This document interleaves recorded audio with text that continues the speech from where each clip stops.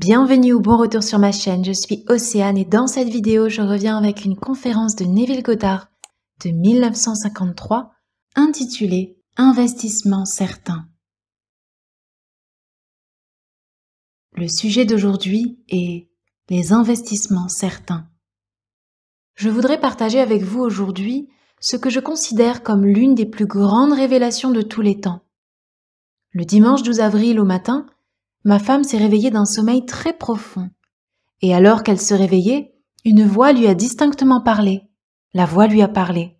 La voix a parlé avec une grande autorité et lui a dit « Tu dois arrêter de dépenser tes pensées, ton temps et ton argent.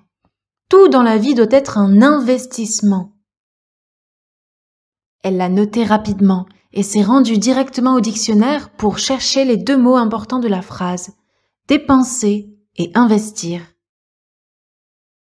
Le dictionnaire définit dépenser comme gaspiller, dilapider, aménager sans retour. Investir, c'est aménager dans un but dont on attend un bénéfice. Puis, j'ai commencé à analyser la phrase suivante. Tu dois cesser de dépenser tes pensées, ton temps et ton argent, car tout dans la vie doit être un investissement. En m'y attardant, j'ai vu que tout est maintenant, que tout le temps doit passer par les portails du présent, et que ce maintenant psychologique, l'état dans lequel je me trouve maintenant, ne recule pas dans le passé. Il avance dans mon avenir. Ainsi, ce que je fais maintenant est la chose la plus importante. Et la pensée est la monnaie du ciel, c'est l'argent du ciel. Et donc, la pensée que j'entretiens maintenant, la pensée à laquelle je consens, comme nous le dit l'Épître aux Éphésiens, tout ce qui est admis est manifesté par la lumière. Et tout ce qui est manifesté est lumière. Et le mot lumière est défini comme étant la conscience. L'état auquel je consens maintenant doit donc être manifesté. Et lorsqu'il est manifesté, c'est seulement cet état de conscience rendu visible qui vient témoigner de l'état dans lequel j'ai demeuré. Ainsi, à chaque instant, soit je dépense, soit j'investis. Malheureusement, la plupart d'entre nous dépensent la monnaie du ciel et matin, midi et soir, nous vivons dans des états négatifs sans retour. Alors que nous aurions pu facilement dépenser, non pas dépenser, mais investir ce moment, de sorte qu'à la fin de la journée, nous aurions vraiment un merveilleux portefeuille. La personne à l'esprit religieux investit peut-être le dimanche matin. Pendant le service, il est transporté pour un moment. S'il n'est pas trop critique, il peut être transporté par l'hymne. Il peut être transporté par le solo, la musique d'orgue, le discours de la chaire. Et pour un moment, il investit. Mais le reste de la semaine, il dépense. Vous savez par expérience que si vous placez tout votre argent dans une grande entreprise, elle peut être merveilleuse, solide, mais à la fin de l'année, les directeurs peuvent décider de se réorganiser et donc de verser le dividende. Et si vous dépendez d'un chèque de dividende pour vos besoins quotidiens, même si c'est une bonne, ferme et merveilleuse entreprise, lorsqu'il verse le dividende, alors vous devez soit vendre des actions, soit lever des fonds ou emprunter pour cela. À chaque instant, vous pourriez avoir un portefeuille des plus merveilleux. Et si l'une d'entre elles distribue un chèque de dividende, cela n'a pas d'importance. Si vous consacriez chaque instant à la pensée positive, à la pensée constructive, en n'acceptant aucune rumeur qui ne contribue pas à la réalisation de votre désir, quelle qu'elle soit, cela pourrait être un fait le plus évident du monde. S'il ne contribue pas à la réalisation de vos rêves, ne l'acceptez pas. Si vous le faites, vous dépensez. Si, non pas en niant, mais par une indifférence totale, une non-acceptation totale, vous vous tournez vers ce que vous auriez aimé entendre au lieu de ce que vous avez entendu, vous investissez. Ce n'est pas le fait d'entendre qui compte, c'est le fait d'admettre la vérité qui compte. Toutes les choses qui sont admises, pas toutes les choses qui sont entendues, mais si vous y consentez, si vous les acceptez comme vraies, alors vous dépensez par acceptation ou vous investissez selon la nature de l'état accepté. Ainsi, cette révélation qui m'est parvenue par l'intermédiaire de ma femme est l'une des plus importantes que j'ai entendues. Si elle avait été racontée dans notre Bible, elle aurait été racontée dans son étrange maître. Et le Seigneur Dieu lui parla en ce jour et lui dit à sa servante, Genèse 24, et ils auraient raconté quelle révélation serait venue de cette manière. Mais elle est venue à une femme normale et naturelle.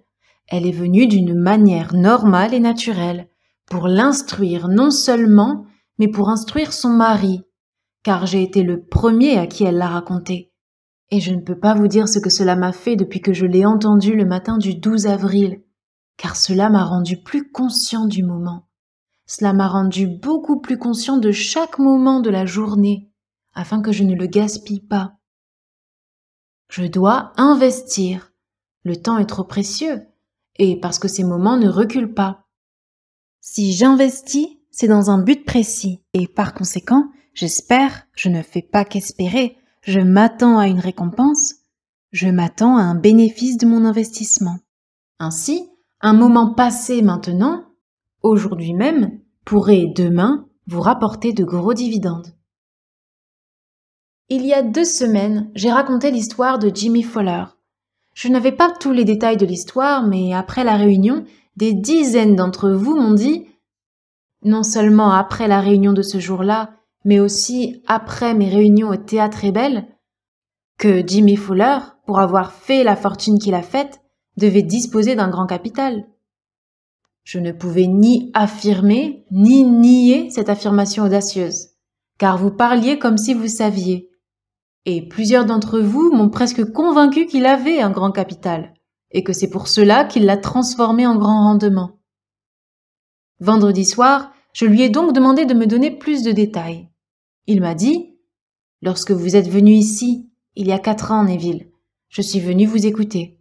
Ma femme m'a demandé, « Mais pourquoi viens-tu écouter Neville? Qui t'a parlé de Neville ?» Il a dit, « Un soir, j'ai allumé la radio et j'ai entendu le Dr Bales. Je n'avais jamais entendu parler de cet homme auparavant.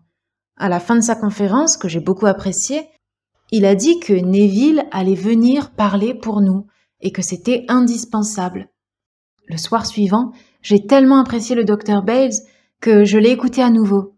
Et pendant les 2 semaines qui ont suivi, il n'a cessé de faire votre promotion. Et il était si généreux dans ses louanges que je me suis dit qu'il fallait que j'entende cet homme. Quand je suis venue, j'ai apprécié ce que j'ai entendu le dimanche matin.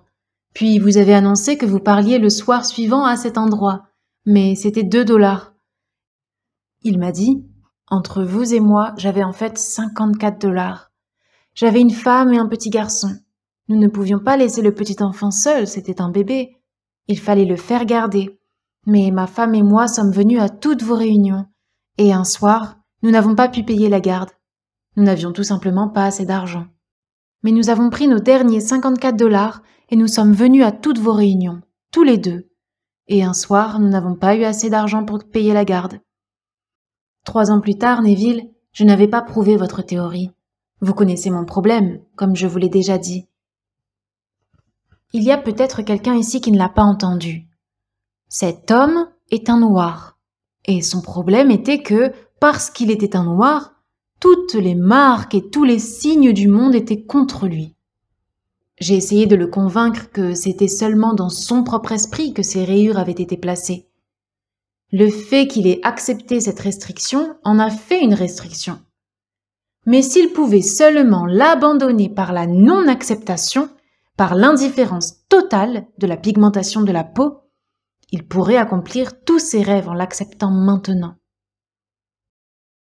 Eh bien, au cours de l'année écoulée, Jimmy Fowler, par son acceptation totale, en investissant son moment, son maintenant, a transformé l'année en un bénéfice net de $250 000.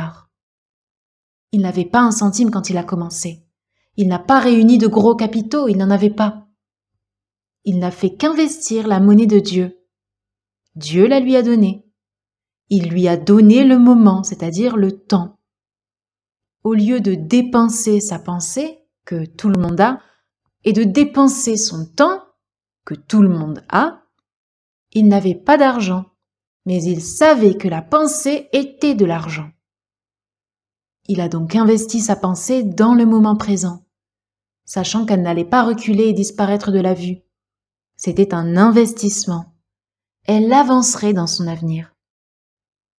Eh bien, c'est ce qu'il s'est passé.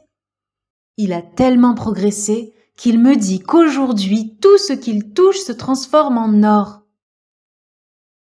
Il a maintenant 3 enfants.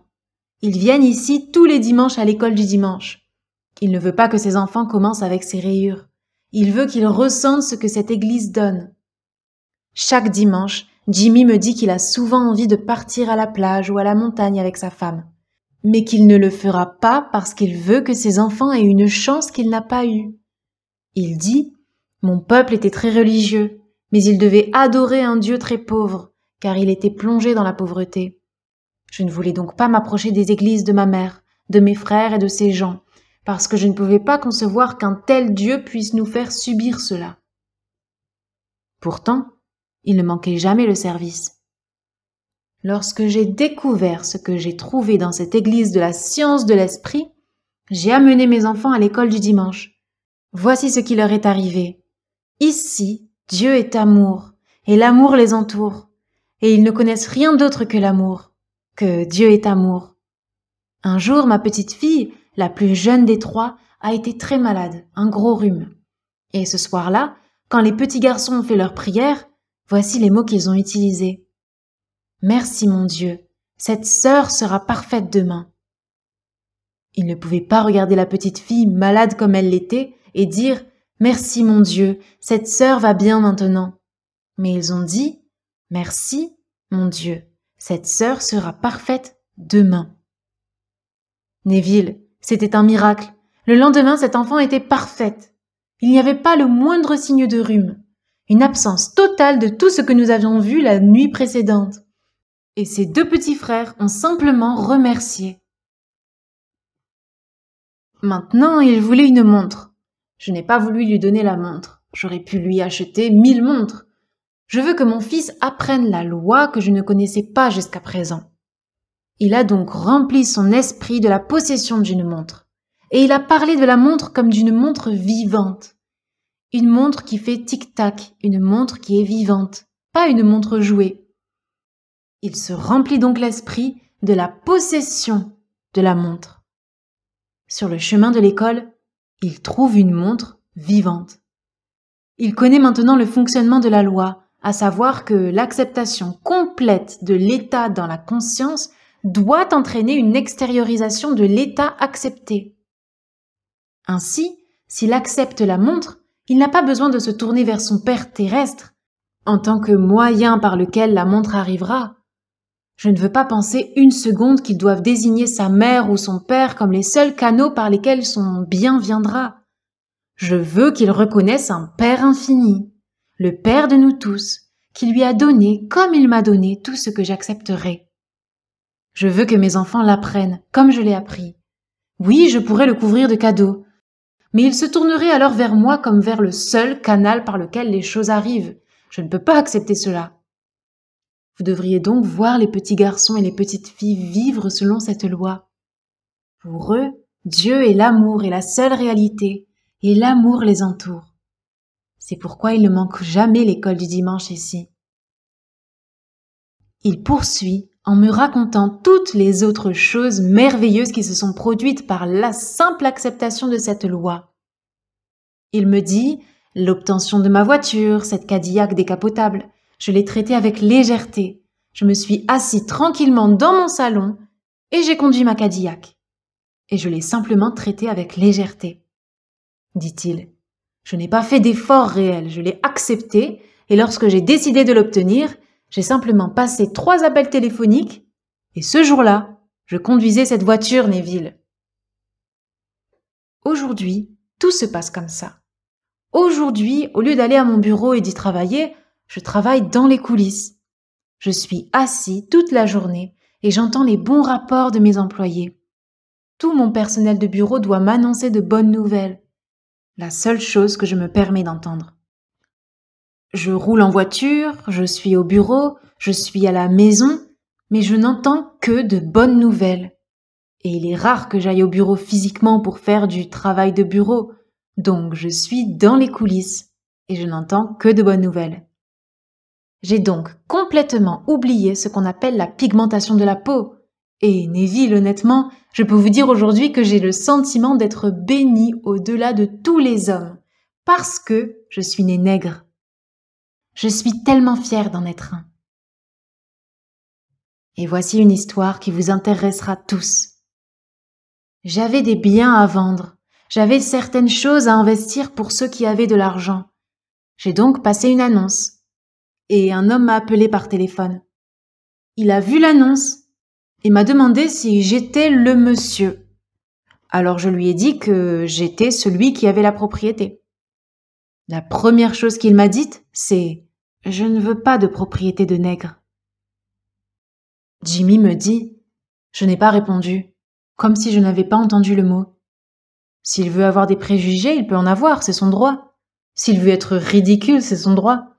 Il peut dépenser, il n'a pas besoin d'investir. » Je lui ai donc dit « C'est très bien, monsieur. J'ai toutes sortes de biens, j'ai toutes sortes de choses à vous proposer pour vos investissements. » Une semaine plus tard, il m'a appelé et m'a dit « Voulez-vous venir me voir ?» Jimmy m'a dit « Je suis allé le voir. Quand je suis sorti de ma voiture, ses genoux ont failli se déformer, car il ne savait pas qu'un nègre venait le voir. Et un nègre a monté les escaliers jusqu'à son salon. Il m'a dit qu'en l'espace de quelques minutes, cet homme avait acheté pour 37 000 $ de biens que j'avais à lui offrir. Il a dit que les premiers 25 000 $ qu'il a achetés lui ont simplement servi à se racheter une conduite et que les 12 000 $ restants lui ont servi parce qu'il s'agissait d'un très bon investissement. Depuis, cet homme a dépensé des dizaines de milliers de dollars avec moi et m'appelle constamment pour me remercier parce qu'il s'agit d'un très bon investissement. Voilà un homme qui est fier de sa peau. Il n'a pas de préjugés parce qu'il passe son temps à dépenser ce qu'il ne peut pas se permettre de dépenser. Ainsi, en harmonie avec la révélation faite à ma femme, cessons tous de dépenser nos pensées, notre temps et notre argent. Car tout dans notre vie doit être un investissement. Nous connaissons la vérité. Cette plateforme rayonne la vérité. On vous dit que tout procède de votre propre conscience. Mais ce que vous et vous seul acceptez comme vrai, cela s'extériorisera et se moulera dans votre environnement. Toutes les conditions que vous rencontrerez témoigneront simplement de l'état que vous avez accepté. Si vous n'aimez pas ce que vous rencontrez, arrêtez de dépenser et apprenez l'art de l'investissement. Car chaque instant est une occasion d'investir et non de dépenser. Mais d'un autre côté, vous et moi sommes libres. Nous sommes libres de gaspiller toutes les pièces du monde. C'est notre droit, nous sommes des êtres libres. Nous pouvons dépenser, nous n'avons pas besoin d'investir. Mais si vous savez que vous pouvez investir, pourquoi ne pas choisir la voie la plus sage ? Le 30e chapitre du livre du Deutéronome nous dit « Le commandement que je te prescris aujourd'hui n'est pas caché, il n'est pas éloigné. Il est près de toi, il est dans ta bouche et dans ton cœur. Aujourd'hui, je mets devant toi la vie et le bien, la mort et le mal, la bénédiction et la malédiction. Choisis la vie, choisis la bénédiction. » Mais le choix nous appartient, car nous sommes libres. Il nous propose aujourd'hui, à ce moment précis, un commandement. Il place tout devant nous. Ce n'est pas loin, c'est sur notre langue, tout de suite. Je peux accepter que vous ne m'aimiez pas. Peu importe, vous pouvez m'aimer. Mais si j'accepte que vous ne m'aimiez pas, que vous n'aimiez pas l'enseignement, je perds mon temps. Demain, vous me prouverez que j'ai perdu mon temps, par votre comportement par rapport à moi. Par contre, Si j'accepte le fait que vous aimiez l'enseignement, parce que vous le prouvez, alors je n'aurai aucun doute sur le fait que vous ne pouvez faire autrement que de contribuer à cet enseignement. C'est donc à moi de me bénir ou de me maudire. Je peux choisir la vie ou la mort. Je peux choisir le bien, mais je suis libre, je peux choisir le mal. Cela dépend entièrement de moi. Mais si vous et moi aimons cela, l'acceptons et le croyons, alors nous sommes vraiment sages si, sachant que tout est devant nous, nous sortons déterminés à devenir des investisseurs et non des dépensiers, à ne pas gaspiller et dilapider notre substance, mais à la mettre au service d'un but. À chaque instant, prenez conscience du moment présent, de ce que vous êtes en train de faire. J'accepte maintenant le fait que je suis un être noble, digne et merveilleux, que mon Père est fier d'un fils qui lui ressemble. Je n'entendrai et n'accepterai donc comme vrai que ce qui contribue à cette noble conception que j'aurai de moi-même. Car je verrai que je suis en sécurité. Et peut-être qu'un gros titre ferait sursauter le monde, mais je ne l'accepterai pas, car si je ne l'admets pas, il ne peut pas sortir de moi. En effet, toutes les choses sont manifestées lorsqu'elles sont admises, et ne le sont pas si elles ne sont pas admises. Donc, si j'admets maintenant que j'utilise ce moment pour investir, si je suis ce que la raison nie, ce que mes sens nient, et si je pars de cette hypothèse, sachant que même si elle ne se confirme pas ce soir ou demain, je vivrai toujours dans l'hypothèse que je suis ce que je veux être. Et toute la journée, je me mettrai à l'écoute et n'écouterai que le bon rapport. Je sais qu'il s'agit d'investissement et que demain, les chèques de dividendes doivent arriver. Ils doivent venir. C'est la loi de notre être. Je dis aux centaines d'entre vous qui me disent en privé « il devait avoir de l'argent » que je connais maintenant l'histoire. Je ne la connaissais pas quand vous avez affirmé avec audace qu'il avait de l'argent. Mais maintenant, je la tiens de la source. Il n'avait que 54 $. Et ces 54 $, il les a dépensés pour venir à mes réunions. Mais lorsqu'il ne pouvait pas dépenser $1 pour une babysitter, je vous dis donc qu'il n'avait pas d'argent. Il en a aujourd'hui, mais vous n'avez même pas besoin de 54 $. Tout ce dont vous avez besoin, c'est du temps. Et vous l'avez, c'est maintenant. Tout ce dont vous avez besoin, c'est une pensée, c'est de l'argent. Alors, au lieu de le dépenser maintenant et de dépenser la pensée dans le moment présent, investissez-la maintenant, pour votre moment présent, ce moment même où je me tiens ici et où je quitterai la plateforme dans un petit moment. Et vous penserez, eh bien maintenant c'est parti, il reviendra l'année prochaine. Ce n'est pas parti. Ce que je fais maintenant ne va pas disparaître. Cela va aller de l'avant et s'incarner en tant que condition, s'incarner en tant que circonstance de ma vie. Ainsi, mes réactions à ce que j'entends, à ce que je dis et à ce que je vois, toutes mes réactions sont dans le moment présent. Et mes réactions dessinent mon avenir. Je vais donc le répéter par la porte du maintenant, parce qu'il a dit « Je suis la porte ». Jean 10, 9. Je suis toujours à la première personne du présent. Ce n'est pas moi qui étais la porte, ni moi qui serai la porte. Je suis la porte. Je suis la résurrection. Donc ce que je fais dans le présent, maintenant, ne va pas reculer, mais avancer dans mon avenir. Car c'est par la porte du présent, du maintenant, que tout le temps doit s'écouler. Maintenant, ne le dépensez pas pendant qu'il passe. Pendant qu'il passe par la porte du présent, investissez-le. Chaque instant de votre vie doit être positif, constructif, noble. Je vous promets un avenir merveilleux, sain et radieux si vous investissez le moment présent. J'espère que vous serez nombreux à venir cette semaine et à en faire une semaine vraiment fructueuse et merveilleuse. Mais je sais que vous ne pouvez pas tous entrer à l'ébelle. Une dame m'a dit en franchissant la porte « Neville, vous avez été très clair vendredi soir. C'est quelque chose que je n'avais jamais vu auparavant. car vous nous avez dit que vous aviez apporté cette année une merveilleuse révélation, à savoir la grande différence entre penser à partir d'une finalité et penser à une finalité. Vous l'avez souligné à maintes reprises depuis que vous êtes ici, mais je ne l'ai pas compris avant vendredi. J'ai dit « Comment l'avez-vous compris ?» Elle m'a répondu « Votre photo du balcon et de la scène. » Nous sommes dans la même situation. Nous avons un balcon et donc une scène. Si elle ne l'a pas compris après l'avoir entendu si souvent, il y a de fortes chances que beaucoup d'entre vous ne l'aient pas compris. Maintenant qu'elle l'a compris grâce à mon illustration, je vais la répéter pour que tout le monde la comprenne. J'ai dit que lorsqu'un homme apprend l'art de penser à partir de la finalité, il est maître de son destin, car il définit sa fin. Il formule un but dans la vie, et il se sent alors directement dans la situation de cette finalité. Il pense donc à partir de la finalité, au lieu de penser à la finalité.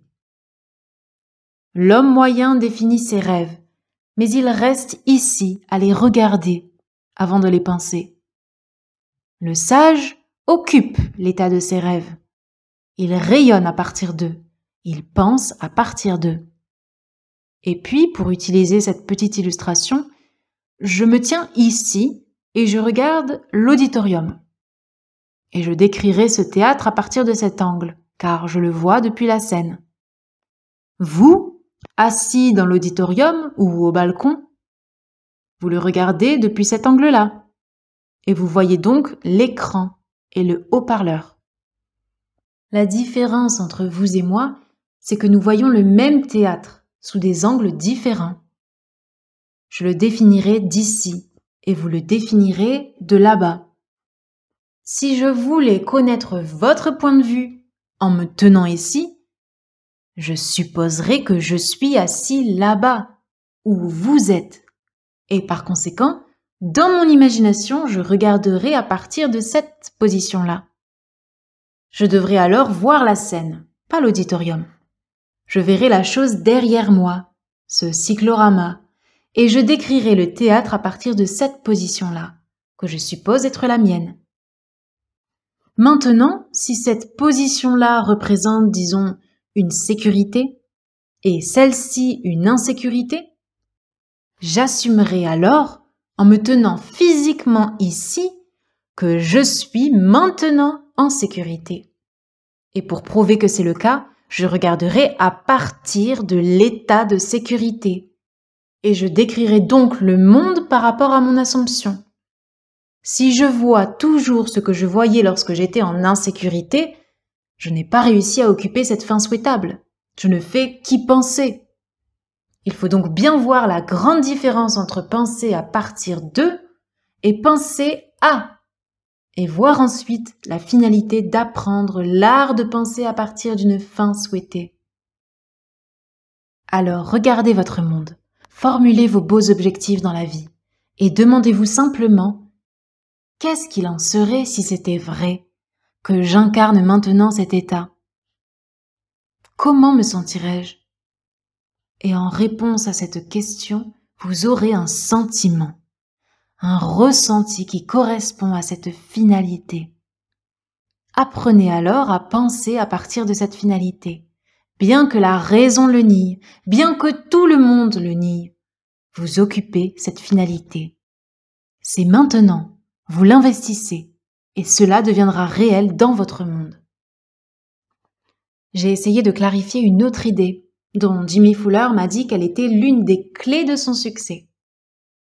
Lorsque l'action de l'homme intérieur correspond à l'action que l'homme extérieur doit entreprendre pour apaiser son désir, il est certain qu'il réalisera son désir. Nous sommes deux, l'homme intérieur et l'homme extérieur. L'homme extérieur est toujours amené à dire « Moi-même, je ne peux rien faire. Le Père qui est en moi, cet homme intérieur, c'est lui qui fait le travail. Ce que je le vois faire, je le fais aussi à l'extérieur. » Il y a donc un vous intérieur. Si je m'asseyais ici et immobilisais mon corps en le détendant, puis imaginais ce que l'extérieur devrait faire pour apaiser son désir, et avec l'extérieur détendu, laissez-moi juste imaginer que je suis réellement cela maintenant. Donc, je garde le corps immobilisé, mais j'imagine que je suis réellement en train de l'expérimenter maintenant. J'expérimenterai dans mon imagination ce que je devrais expérimenter dans la chair pour apaiser le désir. Puis j'imaginerai cet état encore et encore, de sorte que les actions de l'homme intérieur correspondent aux actions que l'homme extérieur doit entreprendre pour réaliser le désir. Lorsque cela sera fait, je vous promets que cela se fera dans la chair.